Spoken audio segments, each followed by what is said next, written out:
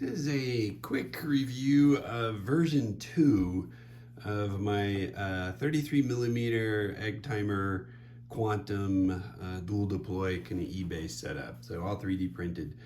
Version 1 I covered in a separate video. It's here. It worked except for the chute tangled and the motor was not big enough. A couple of the issues that I wanted to address was the way the charge worked in the body tube.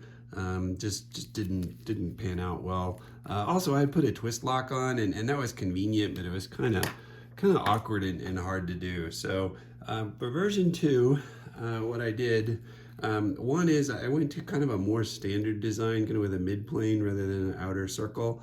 It's still printed from the bottom up and the top down. That really is kind of hard to get around to do a unified print. So I did screw the two together, and that's probably an area where I might do some changes going forward.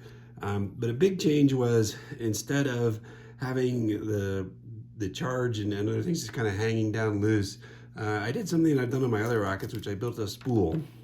So this is a spool looking 3D print that's continuous, so that then I can wrap the streamer around here, so that keeps the streamer away from the gases, and also that now that the charge well for the apogee charge is below the streamer itself. So that all worked, and I'm pretty pleased with it. The streamer is kind of not cut out very well.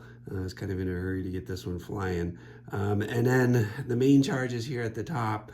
And because I used screws to put it in, I also made a screw template. So all that's in the Tinkercad if you want to go out and take a look at it. The nose cone is exactly the same. And unfortunately, I don't have any flight video, but I did fly it twice at the last launch. And it worked out well. I used an E12-8, and the altimeter reported 11,044 feet. It was kind of a weird sky to see things, and it basically flew out of sight on the E12-8.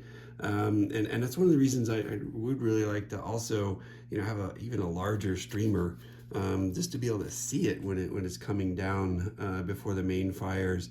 And then on the E35, I took out the engine charge. And it went to 1772 feet. So it was definitely out of sight. There were a number of us there that were trying to look for it. And I'll tell you what happened was, when the main fired, that gave us a good indication of which direction to look, and we were able to see it. But again, the sky was kind of weird. But the E12-8, I think, is a really good motor to fly this on. It does go pretty high, but that's good because it gets a separation between the charges. So that's it for V2. Again, it's out there on Tinkercad.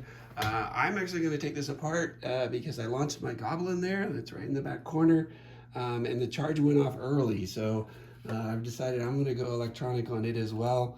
And to just kind of give you a preview, I'll do another video. But here's a much larger version. It reuses some of the mounting pieces from this, but it's going from really a minimum diameter 33 millimeter to a much larger print with 4 inches. So stay tuned.